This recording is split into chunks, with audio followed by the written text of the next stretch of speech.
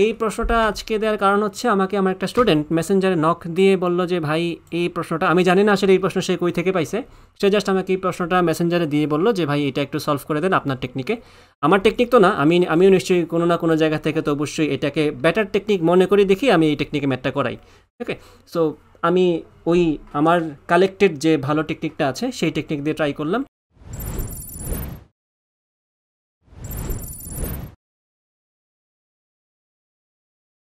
আসসালামু আলাইকুম। এই ভিডিওতে আমরা আপেক্ষিক গতির খুবই চমৎকার একটা প্রবলেম সলভ করব। তো প্রবলেমটার স্টেটমেন্ট হচ্ছে এরকম: 5 কিলোমিটার পার আওয়ার বেগে পূর্ব দিকে গতিশীল একজন ব্যক্তি দেখল উলম্বভাবে বৃষ্টি পড়ছে। এই যে দেখল এই কথাটার মানে হচ্ছে সেটা হচ্ছে ওই লোকটার আপেক্ষিকে বৃষ্টিটা উলম্বভাবে পড়ছে।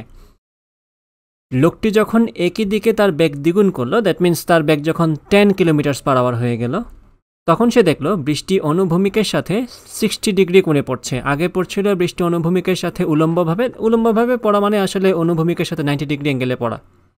যখন সে ব্যাগটা 2 টাইমস করে ফেললো তখন দেখলো যে বৃষ্টিটা 60 ডিগ্রি কোণে পড়ছে অনুভূমিকের সাথে। প্রশ্ন হচ্ছে বৃষ্টির প্রকৃত বেগের মান ও দিক নির্ণয় করো। আচ্ছা, তো বোঝাই যাচ্ছে প্রশ্নটা হচ্ছে আপেক্ষিক বেগের। তো আপেক্ষিক বেগ সলভ করার সময় আমরা একটা টেকনিক ফলো করেছিলাম যে যার সাপেক্ষে আপেক্ষিক বেগ তাকে বিয়োগ করতে হবে, অবশ্যই ভেক্টর বিয়োগ করতে হবে। তো আমরা প্রথমে কাজ করি, আমরা মানুষের ভেক্টরকে বলি ভেক্টর এ আর বৃষ্টির ভেক্টরটাকে বলি ভেক্টর বি।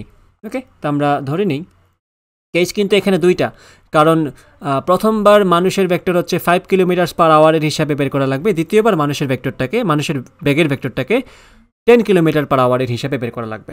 তো আমরা এক কাজ করি, আমরা এই যে বলছে পূর্ব দিক বলতে আমরা ওই যে ধরে নিলাম সেটা হচ্ছে এক্স এক্সিস।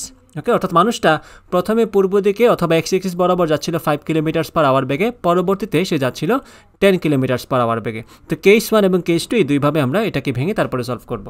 ওকে, সো কেস 1এ যাওয়ার আগে আমি জেনারেল কেসটা বলে দিই যে আমি যদি ধরে নিই যে মানুষের বেগ, আমি এখানে লিখে দিই যে আমি যদি বলি এখানে যে মানুষের বেগ, এই বেগটাকে আমরা প্রকাশ করব ভেক্টর এ দ্বারা, আর বৃষ্টির যে বেগ এই ভেক্টরটাকে আমরা প্রকাশ করব ভেক্টর বি দ্বারা।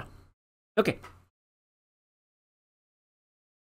তো ভেক্টর বি অথবা বৃষ্টির বেগকে আমরা দুইটা উপাংশে ভেঙে প্রকাশ করব, এক্স এক্সিস এবং ওয়াই এক্সিস। ওকে, তো এটাকে বলবো আমরা বি এক্স আই এবং বি ওয়াই জে। আমাদের কিন্তু এটাই বের করতে বলছে যে বৃষ্টির প্রকৃত বেগটা কত, মান এবং দিক। তো আমি যেহেতু জানি না তার এক্স এক্সিস বরাবর উপাংশ কত, ওয়াই এক্সিস বরাবর উপাংশ কত, আমি এটাকে এইভাবেই লিখে ফেললাম। কিন্তু মানুষের বেগের ভেক্টরটার কিন্তু আমরা হিসাব নিকাশ জানি, কারণ আমাকে মান বলে দিছে দুই ক্ষেত্রেই। প্রথমবার 5 কিলোমিটার পার আওয়ার, পরের বার 10 কিলোমিটার পার আওয়ার। তো আমরা কেস 1 কেস 2 ভেঙে করে ফেলি। আমরা প্রথমে যাব কেস 1, এই পাশে কেস 1 নিয়ে কাজ করি, আর এই পাশে কেস 2 নিয়ে কাজ করি। কেস 1 হচ্ছে যখন মানুষটা 5 কিলোমিটার পার আওয়ার বেগে দৌড়াচ্ছিল। তো যখন মানুষটা 5 কিলোমিটার পার আওয়ার বেগে দৌড়াচ্ছিল তখন তার ভেলোসিটি ভেক্টর অথবা ভেক্টর এ ছিল, আমি তখন বলবো 5i। ওকে, আর বৃষ্টির ভেক্টর তো যথারীতি আমাদের যা ছিল তাই আছে, সেটা হচ্ছে তোমার bxi প্লাস by_j। আজ কি বৃষ্টির আপেক্ষিক বেগ বের করতে হবে মানুষের সাপেক্ষে। তো সেই সূত্রটা কি? সূত্রটা হচ্ছে এই যে আমরা যদি বলি এটাকে যদি বলি আপেক্ষিক বেগ, আমি কালে একটু চিকন করি মনে হয় ভালো হবে। একটু চিকন করে ফেলে লেখার জায়গাটা একটু বাঁচবে। আচ্ছা, সো যদি এটা বলি যে আপেক্ষিক বেগ, এই ক্ষেত্রে কেস 1 এর ক্ষেত্রে আপেক্ষিক বেগটা কি হবে, এটাকে বলবো আমরা এটা কি হইল, গোলক হয়ে গেলে হবে না তো, কারো এটা ঠিক করে ফেলে আমি, ওকে সময় দিন। ওকে, ঠিক হয়ে গেছে এটা আশা করি। হ্যাঁ, এটা মুছতে গিয়ে আবার ঝামেলা, যাও তুমি এখন সরো। ওকে, সো আমরা বলবো এখানে আপেক্ষিক বেগকে শর্টকাটে আবে বলে দিই, আবে। ওকে, সেটা সমান কি আসলে, সেটা সমান কি আমাদের বি মাইনাস এ না? যার সাপেক্ষে আপেক্ষিক বেগ তাকেই তো বিয়োগ করবো, সো মানুষের সাপেক্ষে, সো মানুষের ভেক্টরটা বিয়োগ। তো এই ক্ষেত্রে আমরা বলবো এটা হচ্ছে bxi plus by_j minus 5i। আশা করি যারা বোঝার বুঝে গেছো, এই মেথড নিয়ে আমি আগেও ম্যাথ করেছি। ওকে, তো এই ক্ষেত্রে কেস 1-এর ক্ষেত্রে আমি একটু উপরে যাই, মনে হয় বেটার হবে। কেস 1-এর ক্ষেত্রে আমাকে বলছিল কত, বৃষ্টিটা লম্বভাবে পড়ছিল। যখন মানুষটা 5 কিলোমিটার/আওয়ার বেগে দৌড়াচ্ছিল তখন সে দেখলো বৃষ্টিটা লম্বভাবে পড়ছে, অর্থাৎ উলম্বভাবে পড়ছে, অর্থাৎ তখন কোণ ছিল 90 ডিগ্রি। তাহলে আমাদের যে সূত্র tan 90 সমান কি হবে? tan 90 সমান কি হবে? y j এর উপাংশ ডিভাইডেড বাই j এর সহগ ডিভাইডেড বাই i এর সহগ। তো দেখো তো এখানে i এর সহগ কি, bx -5 হচ্ছে আমাদের i এর সহগ, আর j এর সহগ কি by। তা আমি লিখব by divided by bx -5। tan 90 মানে তো নিশ্চয়ই জানা আছে, 1/0 লেখা যায়। তো এখান থেকে আমি লিখতে পারি bx -5 ইজ ইকুয়াল টু 0। আশা করি বুঝতে পারছো ব্যাপারটা। তো এখান থেকে আমরা পেয়ে গেলাম bx সমান 5। তো কেস 1 থেকেই কিন্তু আমরা বৃষ্টির বেগের x এক্সিস বরাবর উপাংশটা পেয়ে গেলাম, হুইচ ইজ 5। এখন কেস 2-তে আসো। কেস 2-তে কি বলছে, মানুষটা তার ভেলোসিটিটা দ্বিগুণ করে ফেলে, অর্থাৎ এখন বলবো আমরা মানুষের বেগের ভেক্টরটা হচ্ছে 10i। বৃষ্টির বেগ কিন্তু যা ছিল তাই আছে। ওকে, তো সেটাকে আমরা একইভাবে লিখব bxi। তোমরা ম্যাথ করার সময় নিশ্চয়ই এত কিছু করবা না, আমি তোমাদেরকে বোঝানোর জন্য এত লিখছি। পরীক্ষায় তো আর সব বারবার এইসব কাজ করতে হবে না। ওকে, তো এক্ষেত্রে আপেক্ষিক বেগটা কি হবে? এক্ষেত্রে আপেক্ষিক বেগটা ওই আগের মতোই, আপেক্ষিক বেগটা হবে তোমার b - a। তো সেখানে তোমার কি আসবে, bxi প্লাস by যে তো জায়গায় থাকবে, জাস্ট এখানে -10i বসবে। লিখে ফেলি bxi plus byj minus 10i। i এরগুলোকে একসাথে করে ফেলে, যেগুলোকে একসাথে করে, তাহলে এখানে লেখা যায় bx -10i plus by। That's it. এই ক্ষেত্রে কি বলছে, যখন মানুষটা 10 কিলোমিটার/আওয়ার বেগে দৌড়ায় একই দিকে, অর্থাৎ পজিটিভ এক্স এক্সিস বরাবরই, সেক্ষেত্রে বৃষ্টির কোণটা অনুভূমিকের সাথে 60 ডিগ্রি, তাই না? এটা তো প্রশ্নই বলছে, এই যে 60 ডিগ্রি অ্যাঙ্গেল তার। সিম্পল কথা। এখন কি হবে? এখন আমরা বলতে পারবো tan 60 ইজ ইকুয়াল টু কি, by ডিভাইডেড বাই, এই যে এটা তো j ছিল, সরি লিখতে ভুলে গেছিলাম, তো bx -10। তো tan 60 সমান কত নিশ্চয়ই সবার জানা আছে, tan 60 সমান মোস্ট প্রবাবলি √3।